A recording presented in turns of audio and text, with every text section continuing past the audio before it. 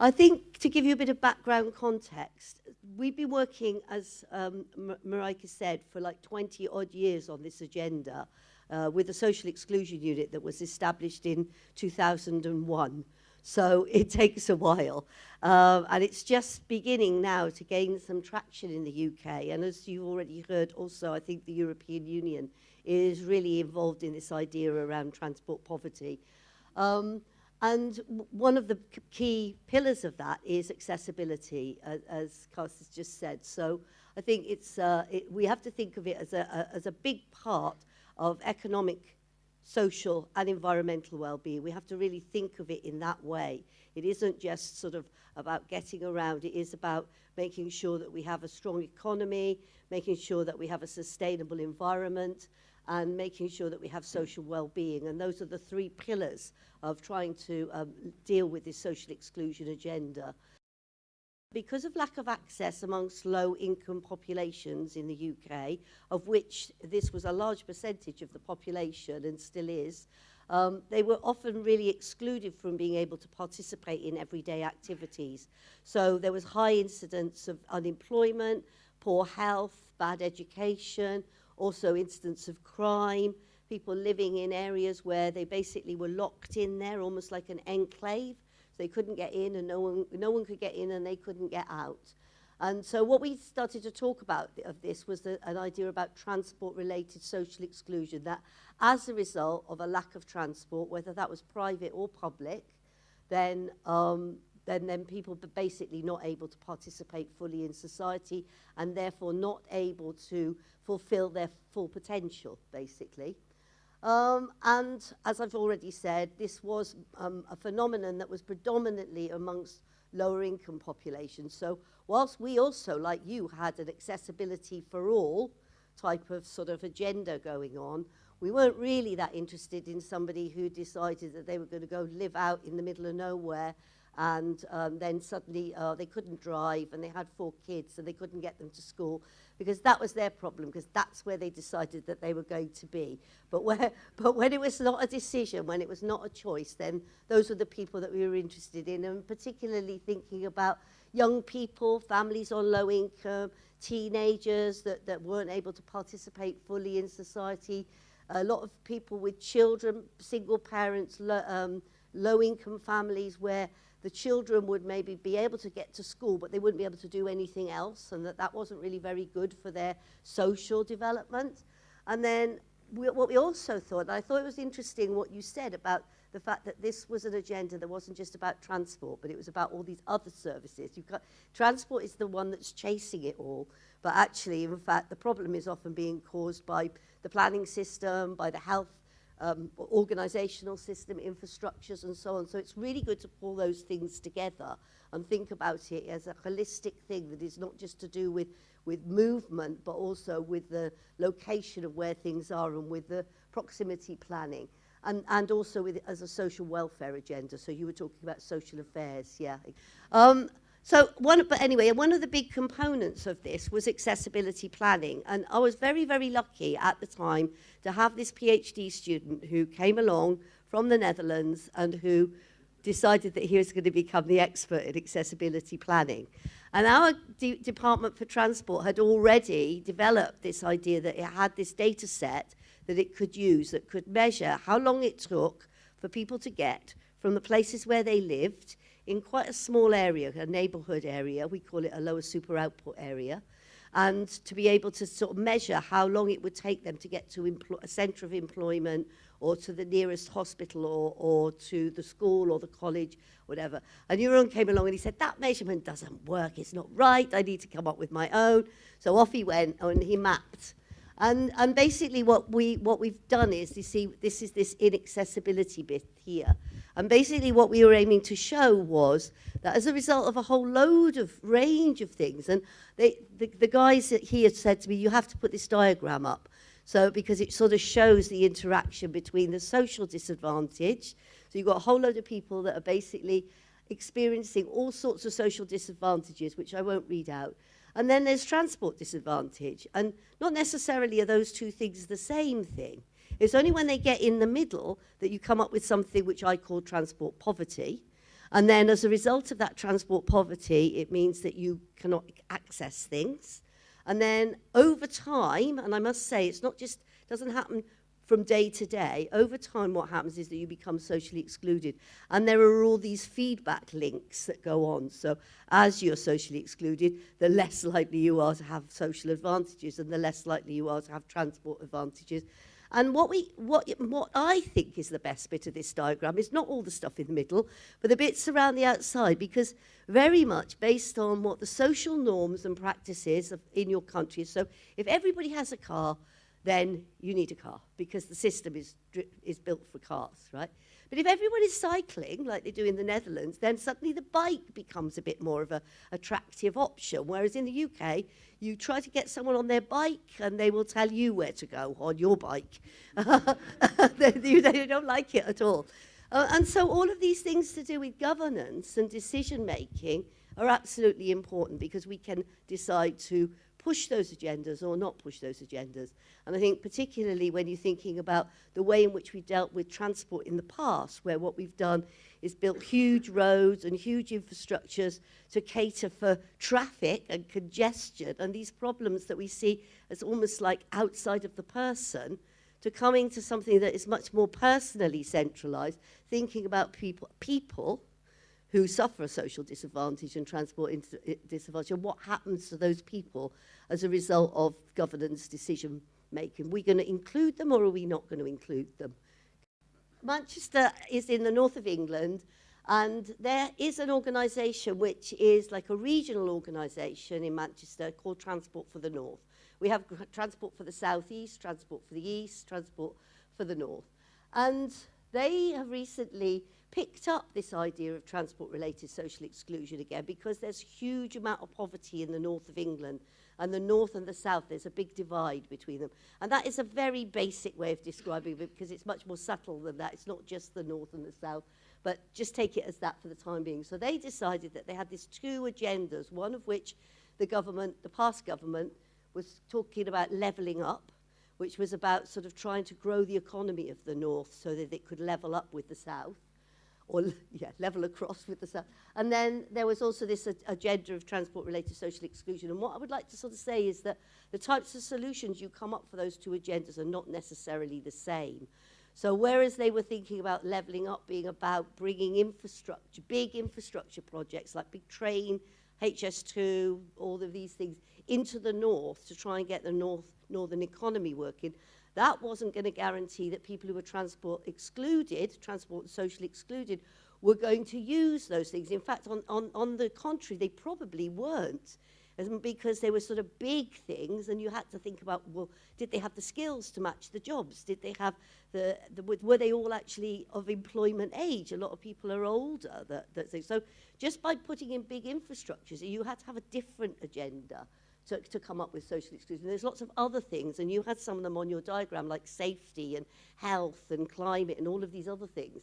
So there's loads of other things, affordability, that come into the transport social exclusion agenda that aren't about big infrastructure projects. And I think that's why public authorities and municipalities find it quite a hard agenda to deliver, because they are used to spending a lot of money on capital projects that are not connected to each other, projects that are, we'll do this big project and then this big project and then this big project, rather than thinking about, oh, there's those people there and they can't get where they need to go. What's the problem that those people have? Why can't they get? Maybe they don't need a massive great project. Maybe they just need a bike and a bike shed, or a reduced ticket, a cheap ticket, or they need a bus that will pick their kids up after school because the parents haven't got cars, and so they need some other form of transport to collect their kids safely. So it's quite a different agenda. So that Transport for the North did this great thing, and they went back to this idea of accessibility mapping, and they used the Department for Transport statistics, because you'd run away with your data, and they basically came up with the idea that 3.3 million people were not able, across the whole of the north of England, to connect to these services. They were at high risk if they had to rely on public transport. And that prevented them from participating. So we're back to the social exclusion user agenda. So we're back to now. So history lesson over. And we've got a Labour Mayor, Andy Burnham, and he's decided to take transport, the transport cause, into his heart, and he's been pushing. But nevertheless, he's still not quite got it, because he thinks that if he takes over the governance of the bus network, which until now has been run by private companies with no public intervention within Manchester, that will sort it.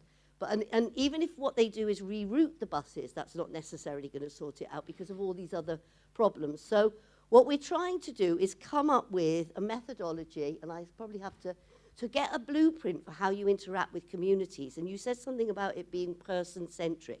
You have to go and ask people, because you don't know, especially if you work in The Hague and you've got all those wonderful transport services around you, and you've got a car for the weekend, and you've got a good straightforward job that just goes from 9 to 5 and all of those other things. You don't really understand. You don't know what it's like to have 6 screaming kids walking down the road alongside you when there isn't a footpath, right? It's just this perceptual thing that you have to be really grounded in what people are doing. So what our idea was that we would go into local communities and involve them in the decision-making process, and specifically engaging with these more marginalised communities to sort of think about new ways that we could engage with them around transport planning. And the idea was that we would build the capacity for policy into action. So at the moment what's happening is one of the researchers that was on the front of the presentation, Joanna, she's about to be embedded, seconded within Transport for Greater Manchester to help them to embed this sort of process within their consultation and participation process on an ongoing basis, so that we could come up with an evidence base of what we needed. Quite often the data sets are not there to be able to do this type of micro-analysis. So they would come up with the evidence base that was needed and then come up with these local, neighbourhood, community-based action agendas that would say what they wanted to have happen with the buses, the bicycles. Now, this is a bit idealistic, isn't it? You can imagine you've got all these tiny, tiny little places. They've all got their own plans, and one plan doesn't fit with the other. And what have you. So we understand that you have to have a bit of the sort of the way that you were doing it before. You have to have the mapping. You have to verify what you're doing. But we also understand that these focus groups and interviews and other ways of doing planning give us some insights as planners. It doesn't mean that we have to do it in every single area, but what we think is that we can come up with a sort of prototype of areas where it's this sort of population. It's mostly elderly residents living on the outskirts of a city with mostly reliant on buses and wanting to go to the hospital and the community centre. And they're a predominantly white population, and this is where they want to go. We could sort of come up with some sort of prototypes of what we think we should do. So this map will be familiar. I think, has everybody seen this sort of map before? I don't have to explain how it happens. So basically, what happens here is that these are very, very tiny, small census tract areas called lower super output areas. And what has happened is that we've mapped where there's high incidence of deprivation combined with high incidence of poor access by public transport to a few key destinations. Make it sound simple. It is not simple, believe you me. But once you've got the algorithms, you can do it for the whole country.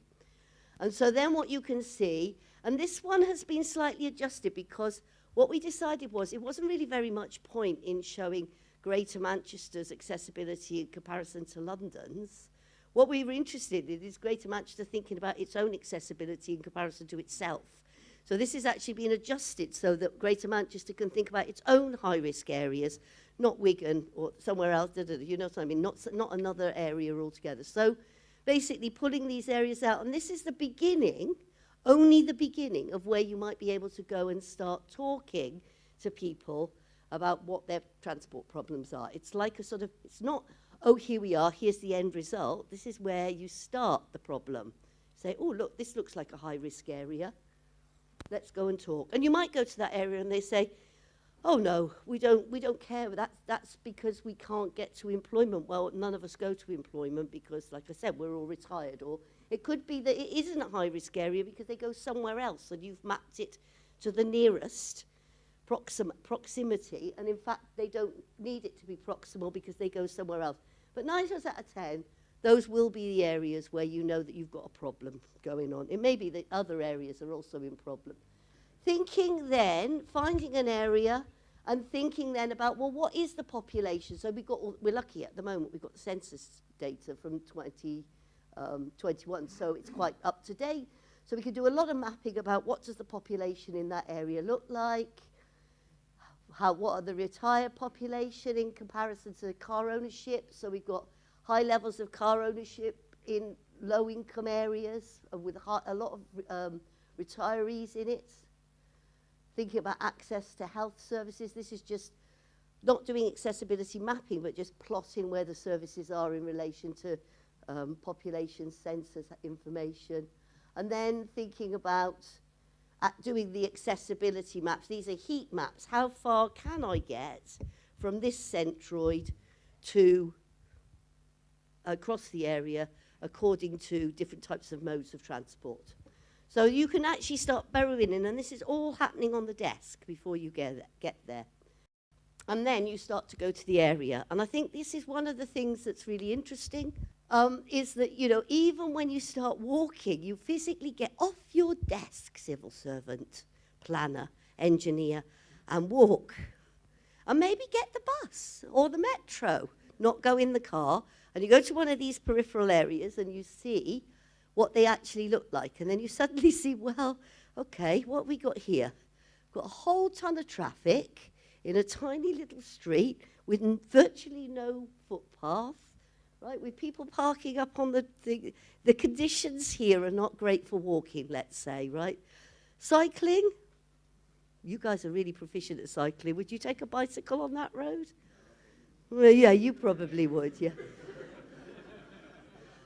But what you can also see is that there's lots of, you know, there's lots of rundown areas. It's a really rundown area with lots of areas of like little cut-throughs and not much green. So even just by walking around it, you can sort of suddenly feel, yeah, this is a poor area and it has a lot of problems associated with it. But actually in this particular instance, there were lots of amenities, lots of local amenities that people were making quite good use of, but they weren't necessarily doing that in a very safe environment, as I just said. So we did a lot of work on recruitment. We worked locally with local people to local community organizations to recruit people for these groups, these planning groups. Contacted the schools. We held the planning group, and this is quite important, within the area where people live. We didn't expect them to come to the centre of town. We went to them, and we held it in their community centre, where they were used to going, and they felt comfortable in those centres. And we basically ran 3 groups, and this is not because these were the only socially excluded people, it's because they were the ones that we were sort of interested in finding some more out about at this particular time with a limited budget. So we thought about parents of young children, senior citizens, and low-income workers. And although we really tried very hard to do all of those things, we found it really difficult to get people in the room to talk to us. And so later on what we did was come up with a whole load of creative ways in which we could get them into the room, and I'll explain that to you, to get people to come and join you, because nobody wants to talk to you about transport. And anybody that's ever done a consultation exercise on a design of a road project or a rail project or whatever knows that, you know, it's really hard to get people in the room. Most people, and the only people who want to talk to you are the old diehards that have really got an opinion, you know, the loud voices. But, you know, you don't get the average population talking to you about the complexities of a sort of like design of a right turn lane or whatever. So that in itself is a difficulty that has to be overcome. And then what we did, and this I think is one of the nicest things, so bear in mind, we'd already done all of that background mapping, right? We'd already done that desk-based analysis. And what we then did was get them to work in quite small groups to just draw on a local map, big map, where they lived, where they went to, and what mode they used by different colour pens. And from that, we were able to then later digitize these maps. But all the time they're drawing it, they're saying, and we also asked them to highlight in red where they thought there were danger spots if they were walking or cycling.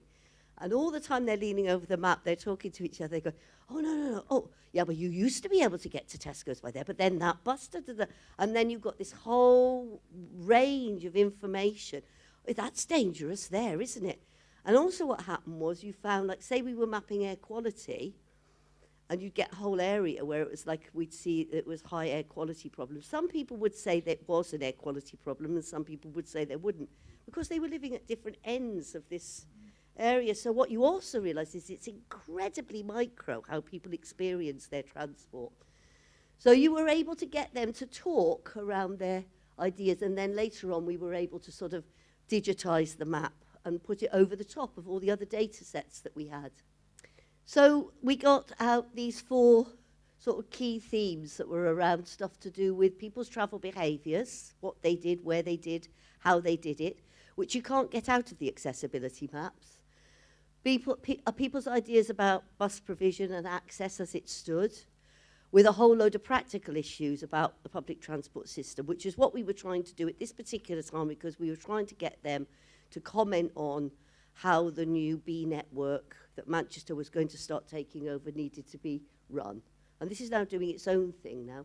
So travel behaviours, it's actually now on a cycle where it's doing its own things, was things to do with issues around walking that I've already talked about, things to do with people needing more reliable services. I don't think anything that you wouldn't particularly know already.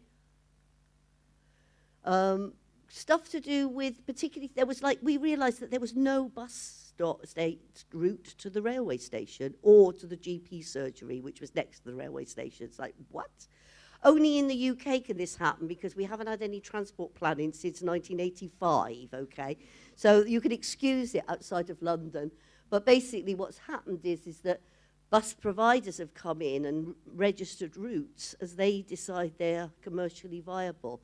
And rather than actually planning a system which is socially servicing social needs, right? And I think there is this big difference between the commercial network and the social network. And we do have to think about the fact that, say you do decide that you're going to have a free public transport service, you really got to sort of think to yourself, okay, well, who's benefiting from that? Because the free public bus services may well end up being run on sort of commercial ideas, in which case they'll be running on the more frequent routes and not the peripheral ones. Issues around transport reliability. And I think what was interesting was, like, this person was saying, you know, I don't really go out, not because I can't get the bus there, but I don't know whether I'm going to be able to get back again.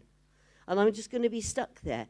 And if you're old, or you've got kids, or you're a woman and it's night time, or for a whole load of other people, you know, it's basically that is going to stop, that's physically going to stop you going out.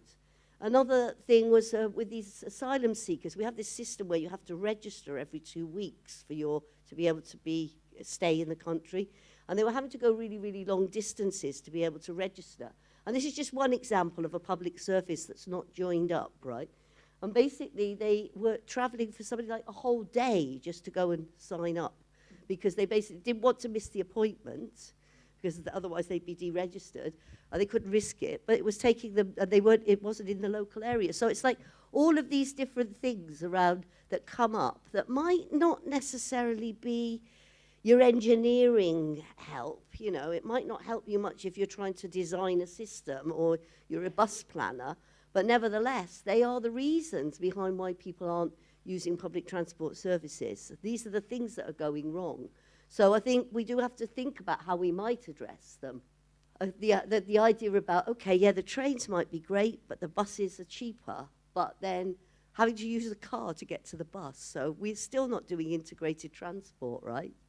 And then a whole thing about these services, these twilight services, where if you miss that service, you've got a whole hour to wait until the next one, you know, in these different places. Yeah, stuff onto apps now. A lot of people don't use apps. A lot of apps are out there and they're not all usable. They're not always working. If the internet's not down, you know, you're not necessarily that you can't read it. It's just not working where you are. And not good network coverage in a lot of these places, which are also digitally excluded places as well. So, you know, we're doing this because we think this is doing a great service to the public. We're going to give them all their transport planning on an app.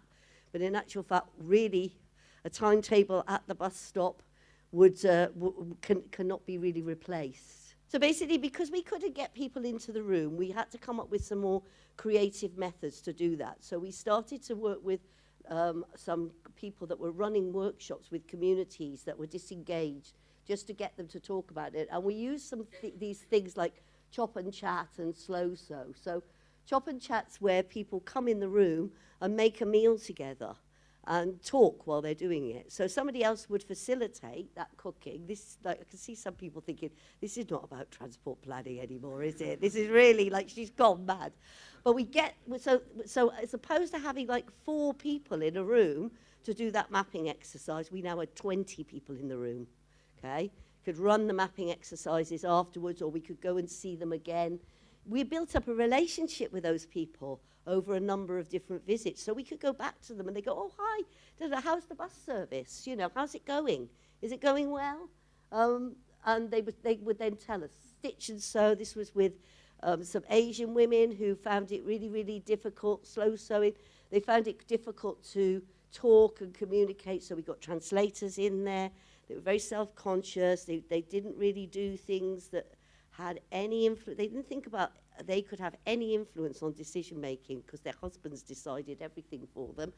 And basically they really enjoyed this session, and they felt like they actually had some ownership over what was going to happen with the buses in their area. Nothing but positive things that came out on these things. So I think what we're trying to say is not that this sort of thing can replace what you do in your offices to do accessibility planning and design and bus planning and bridge building and all those other things. It's not going to take those things over. But I think there is a role for this more sort of personalized, person-centered interaction with the public, particularly in these areas of transport poverty where people are not empowered, they don't feel that their opinions matter, and they really have got no idea about how they would voice what they need. And so what you're doing is trying to work towards getting them to discuss the issues using these physical tools that will help to bring these voices out and bring their narratives out in order for you to have a feeling inside of what it really is like to be without transport in the middle of one of these areas with kids or as an old age pensioner, so that you become more empathetic as a decision maker. And it's nothing really to do with necessarily the fact that you would use these tools to design the system, but it would give you some sense of empathy within yourself to understand when you get it wrong, what it means. And that, I think, takes us to another level in what we're trying to do. So it's not just about measuring things, I think. It's also about understanding and feeling them. It's also about thinking about people's basic activity needs and capabilities. And it's also thinking about the fact that, and you said a great thing, you said, it's not just about what we've got as the system now, it's about this sort of idea of restorative justice, that we might need to go into some of these places and put things right, and it's not necessarily innovation, it is just bringing people up to the standard that everybody else enjoys. And then obviously, if you're going to be thinking about social progress, you need to evaluate what you're doing against social progress. So it's not how many more people can get to work within 25 minutes, it's about what does that actually mean in terms of their well-being and their social status. Does it intergenerationally make a change when we do something like this?